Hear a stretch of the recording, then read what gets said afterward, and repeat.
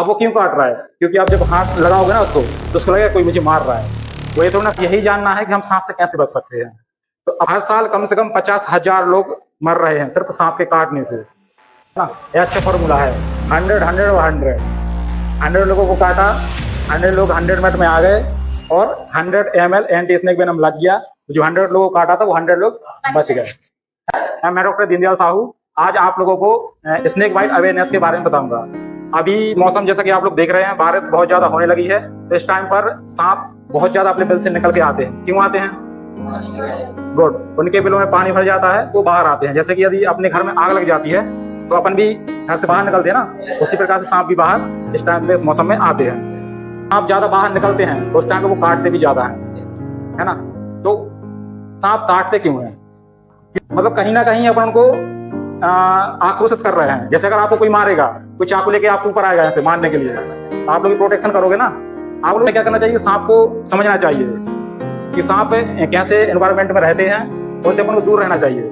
कि जैसे अपन स्कूल से गए, घर पे गए, घर पे बैग रख दिया नीचे, बारिश का मौसम है, सांप कहीं से भी आके अंदर आ जाता है। जैसे बैग नीचे रखा है और जैसे जूता भी है या कुछ भी है, तो उसमें अंदर जाके उसमें बैठ जाता है।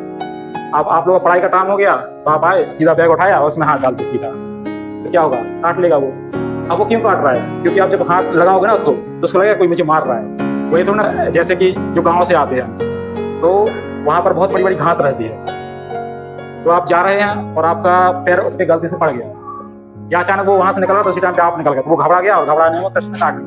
सांप भी घबराते हैं ना, उनको भी डर लगता है। तो जब भी अपन ऐसी बड़ी बड़ी घास से जा रहे हैं, या तो आप डंडा ले लो, तो यहाँ से ऐसे मारते जाओ, जमीन को मारते जाओ, या फिर वहां से निकल ताली बजाते जाओ, या फिर कुछ बोलते जाओ, जिसके कारण से सांप तक अपनी आवाज पहुंचे और वो समझ जाए कि इंसान आ रहे हैं। तो सांप, तो अगर आप ऐसी जगह से जा रहे हैं जहाँ मतलब नदी हो, कुआं हो, है ना, या तालाब हो, तो वहां से आपको अच्छे से देखते हुए जाना है ना, कहीं सांप तो नहीं बैठा है।